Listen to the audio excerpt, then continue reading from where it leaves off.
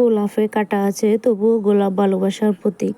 আসসালামু আলাইকুম এভরিওয়ান, সবাই কেমন আছেন? আশা করি সবাই ভালো আছেন। তো চলুন আপনাদের সাথে কথা বলতে বলতে আজকে আমি কি রান্না করলাম শেয়ার করি সবার সাথে। এখানে আমি ইলিশ মাছ রান্না করব। সবগুলো উপকরণ একসাথে নিয়ে নিয়েছি। সামান্য পরিমাণ আদা রসুন বাটা, সাথে কাঁচামরিচ আর সরিষা বাটা নিয়েছি। চাঁদেও দাগ আছে, তবুও চাঁদ দেখতে অনেক ভালো লাগে, সুন্দর লাগে। ইলিশে অন্যান্য মাছের তুলনায় একটু বেশি কাটা, তবু ইলিশ সবচেয়ে সুস্বাদু মাছ।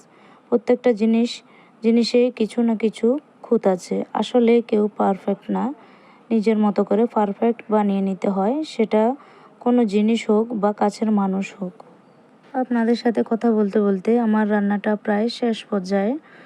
তো কচুরমুখী কারা পছন্দ করেন, আমি কয়েক টুকরো কচুরমুখী দিয়েছি ইলিশ মাছের সাথে। ভিডিওটা কেমন হয়েছে সবাই কমেন্টে জানাবেন। আল্লাহ হাফেজ।